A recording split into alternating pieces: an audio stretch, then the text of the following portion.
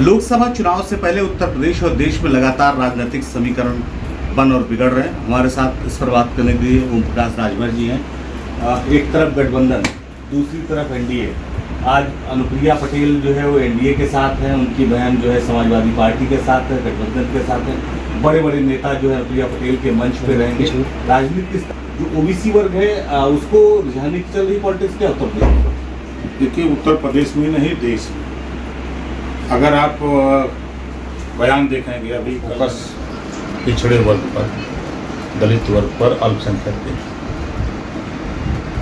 और सभी लोग आज़ादी के बाद से ये 38% वोट है जो उपेक्षित है, वंचित है, शोषित है, कांग्रेस के साथ है। वहाँ से थक गया तो जनता पार्टी के साथ है, वहाँ से थका जनता दल के साथ है, वहाँ से थका तो जनता पार्टी के साथ, भाजपा के पास है, फिर वहाँ से हटा तो कांग्रेस के पास फिर उम्मीद कर गया। फिर अगर यूपी की बात करिए तो लंबे समय तक 19 साल बसपा और सपा के बीच में ये खेलता रहा, जिसके साथ जाता उसकी सरकार बनती है। अब इन दोनों का साथ छोड़ करके वो चला गया बीजेपी के साथ, एक उम्मीद लेकर के वो सामाजिक न्याय इनके साथ है, इनको भी रोजगार मिले, नौकरी मिले, शिक्षा मिले, स्वास्थ्य की सुविधा मिले, इसके लिए परेशान रहता है। तो अब बीजेपी के साथ गया, बीजेपी की सरकार देश में और प्रदेश में बनी हुई है। अब उस वोट को लेने के लिए और बीजेपी सोच रही कि हमारे साथ बना रहे, विपक्षी सोच रहे कि वो हमारे साथ आ जाए, प्रयास सब लोग कर रहे हैं। और वो भी वोट प्रयास कर रहा है कि हमारी भी बात सुनी जाए, चाहे वो सामाजिक न्याय समिति की रिपोर्ट लागू करने का सवाल हो, चाहे जातिवार जनगणना करा करके उनको शिक्षा के लिए बजट, स्वास्थ्य के लिए बजट, रोजगार के लिए बजट, नौकरियों में हिस्सेदारी की बात हो, तो वो भी परेशान है। तो अब चारों तरफ वो देख रहा है कि जाए तो जाए कहाँ, एक जगह तो अभी खड़े हैं तो दूसरी तरफ ले आने की तैयारी हो रही है। अच्छा, ओम प्रकाश राजभर भी उसी वर्ग की जो है सियासत करते हैं, उसी वर्ग की राजनीति करते हैं और एकदम उसी वर्ग की बात करते हैं। ओम प्रकाश राजभर किधर जाएंगे, कुछ तय हो पाया अभी तक? देखिए, अभी तक कोई तय नहीं है, अभी हम जनता के बीच में हैं और ये कट सत्य गठबंधन होंगे। 19 दलों को मिला करके दिल्ली में, 29 दलों को मिला के दिल्ली में सरकार, यूपी में भी 3 दलों को मिला के सरकार।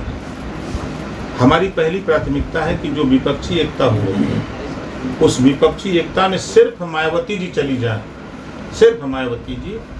जिस दिन मायावती जी, सोनिया जी, नीतीश जी, जयंत जी एक मंच पे ये लोग घोषणा करें कि हम फला तारीख को फला दिन मंच पे एक साथ दिखेंगे, रहेंगे, 2 घंटा पहले हमको बता दें तो हम वहाँ पहुँच जाएंगे। बहन जी को लेकर हरदम आप ये बात कहते हैं कि उनको देश में प्रधानमंत्री बनाना है।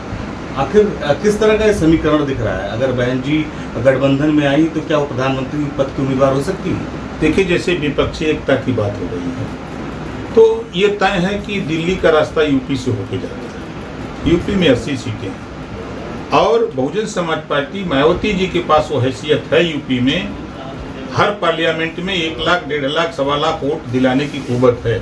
खाली उनका फरमान हो जाएगा तो ये कुव्वत है।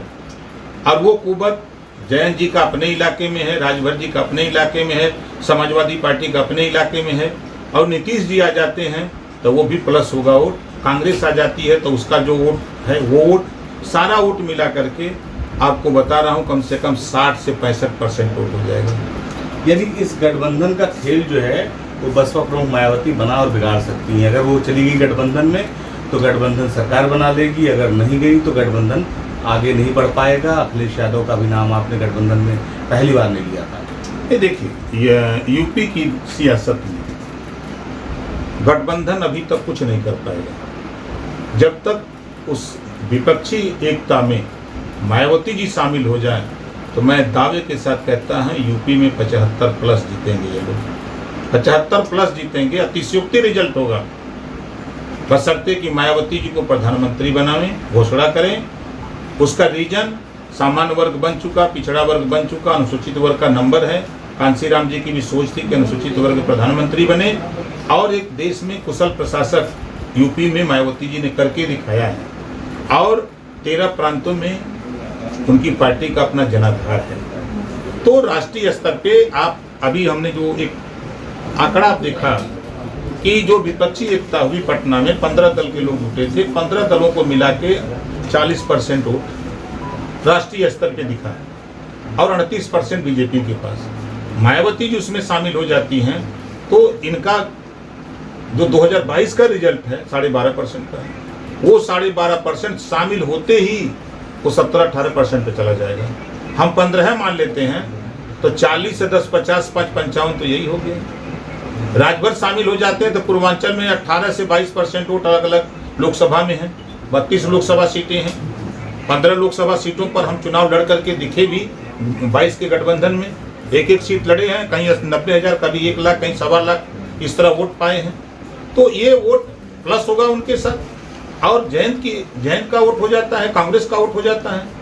तो ये कुल मिला करके 65-70 के बीच में 60 और 70 के बीच में मोर्चे के पास होगा, विपक्षी एकता के पास वोट हो जाएगा। तो लड़ाई कहाँ रह जाएगी? ये हमारा अपना जो धरातल पे हम देख रहे हैं वो बता रहे हैं। ठीक है, ये आपका अपना आकलन है। यूसीसी को लेकर देश में बहुत चर्चा है। भारतीय जनता पार्टी के नेता तमाम कहते हैं कि यूसीसी देश में लागू होना चाहिए।